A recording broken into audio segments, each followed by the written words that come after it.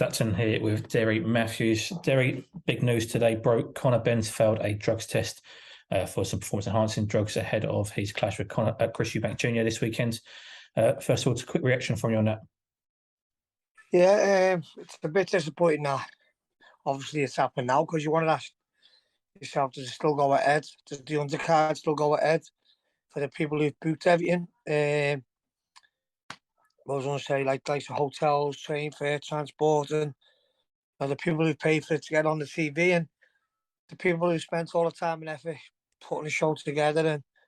And it's a bit disappointing, but they're still undecided whether it's going to go ahead. That's it. Yes, at time of recording, still no confirmation. The last statement we had was it will continue and go ahead. But since then, the Board of Control have come out and said they won't allow this event to proceed. So we're just waiting on an official announcement. You mentioned obviously it'd be a shame for the undercard fighters and of course Chris Eubank as well, who have all put in long, hard camps and spent money on this. Yeah, it's going to be. It's very, very it's frustrating. My little daughter started to bunk on. It's frustrating because the undercard and stuff. But get away! I'm doing an interview. Again, it might go down to whether they go to a different sanction, whether like the Chisora, what they done last time. So it's one of them where is it still going to happen? Obviously, there's a lot of money at stake. There's a lot of money involved, and I think the fights will want the payday, want the big money, what they're going to be getting. So I've got a feel it's still going to go ahead. If they do go to another sanctioning body away from the British Board of Control, does that make a mockery of the British Board of Control a little bit? Yeah, because I think a lot of people now will start failing drug tests and then moving to different sanctions. Cooper, get down, second, please. Right now, don't please. I'm doing an interview, and then it's like Ian John Lewis has jumped ship as well, hasn't he? I've seen he's jumped ship, so whether they go and use Beaver, and then maybe other fighters might start going over there. It's one of them where it's hard to I'd hate to be in Eddie Hearn's position now, because what do? Do you go and upset the British Boxing Board of Control and jump ship, or just stay put and listen to what they're actually saying? And then you've got the likes of the weight clause and the hydration clause. I think the likes of Eubank will just say, well, that's out of the window. You failed your test, and I'll be whatever I want. Do you think it's an advertisement for other fighters to go, do you know what, there's no punishment there, just take drugs?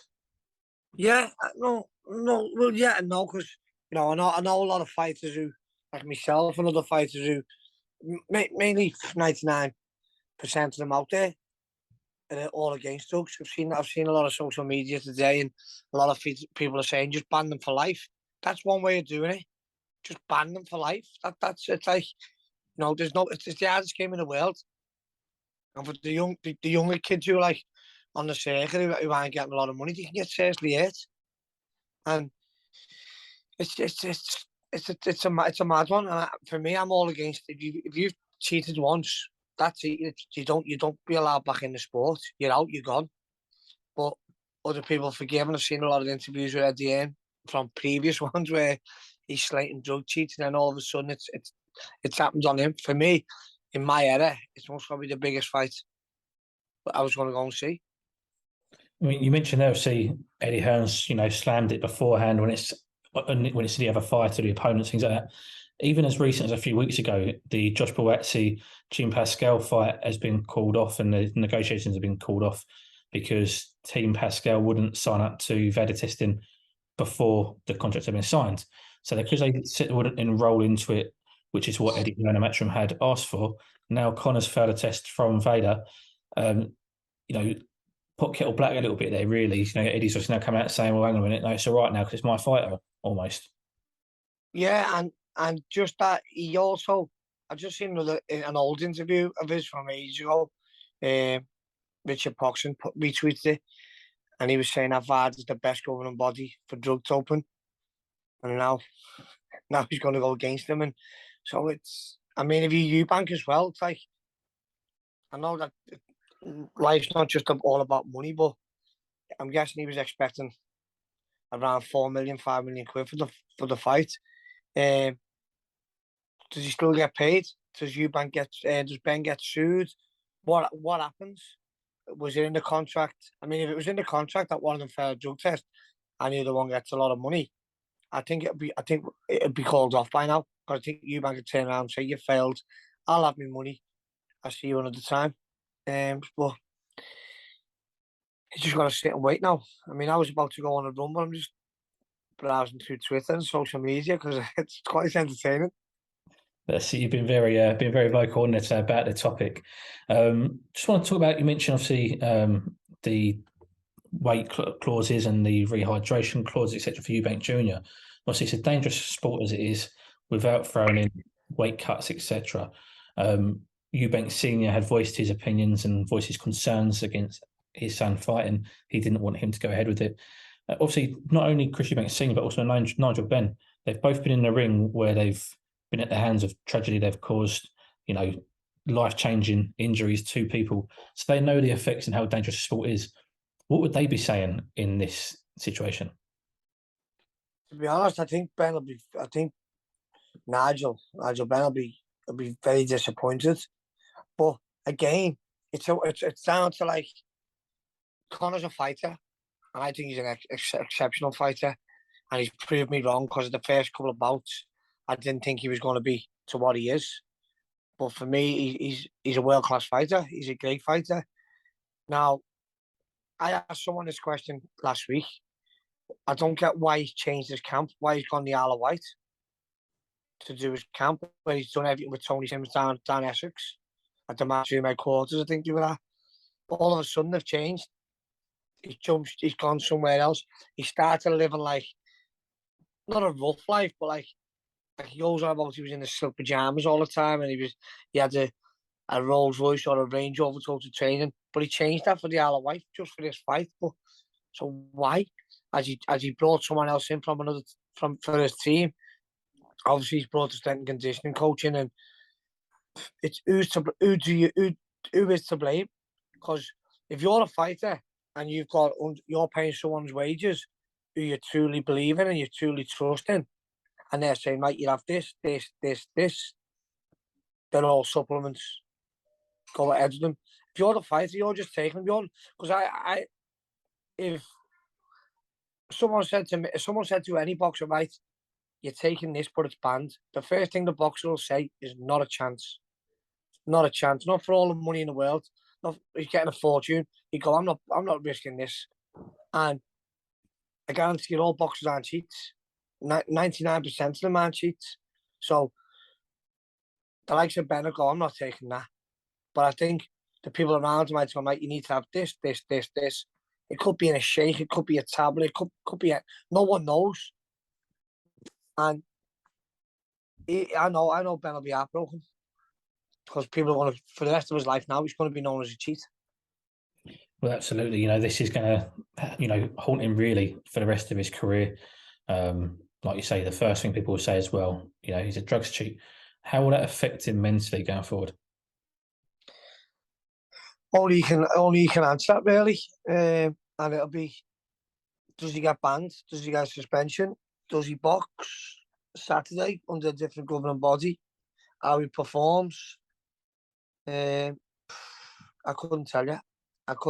And it's just, I just don't get how people who are around him have let this happen. I mean, I'm a fighter. I've been a fighter, and I'm a trainer now.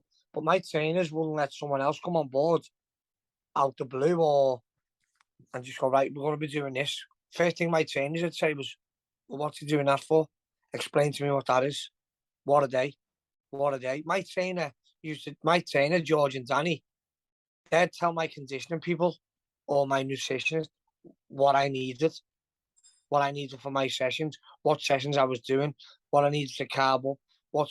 They say, like, "Well, I think you need a supplement because you might be lacking in this in the gym," and they're going to adjust it and they're going to address that. So I don't know the people around Conor. I mean, Tony Sims, he's a world-class coach. He's a proven coach. But they've let something slip and something's gone under the radar and something's happened. When you mentioned that you've been a fighter yourself, you had a long career and you've been tested God knows how many times. Just talk to me a little bit about sample A and sample B. There's a lot of people saying you can't be banned or suspended until both samples are positive, but they're both from the same sample. Just talk to us a little bit about that. Yeah, so there's open people will arrive at your house. You can come anytime. You used to knock. Well, I used to spend a lot of time, a lot of my camps away. I'd be in Spain, Scotland, America, or wherever, and they'd knock my wife up 5 o'clock in the morning, looking for me. Where's Derry? Obviously, we'd explain where I camp, and then or I'd been in Spain and I've had a knock on the door. You've got to do your test, and I'm like, that's fine by me. So the tester will come in. He'll bring 3 pots for him, three tubs unopened, and you pick A, B, or C. You pick one. You get 2 pots out. You weigh into a sample tub. You'll put half in one. So in the 3 sample tubs, you get 2 jars with sealed lids. You'll weigh into your sample tub. You'll put half into a tub with a red lid, half into a tub with a blue lid. So one be A and one be B. They're both the same urine. They're both the same. They get sealed. You seal it. You sign it. You get the code. You know where everywhere else that's going, and what testing lab or whatever it's going to. You get all that. And it goes away, and you'll get a report. So it's all the same sample. It's all the same week. And that's basically it. Or then you can do blood ones. I don't know if they have done as blood ones or whatever. And I've had a few different testing over the years. So it depends what governing body it is as well. So why is it that so at the minute they're saying he's not suspended because only sample A has tested positive, but sample B has to test positive as well for him to get a suspension. If it's the same sample, then surely it's going to also test positive. So why does sample B all of a sudden disappear? I don't think any time in history that a sample B has ever been different to sample A. I don't know anyone who's failed on sample A but passed on sample B. If you failed, you failed. It's the same piss, the same urine. So absolutely. I'm not. I mean, I'm not here to judge any of them. They're both great fighters. They both got brilliant. I'll say they both. I don't know about Ben. He's got a great team, great, unbelievable coach, unbelievable promotion team. Man, I think he's self-managed.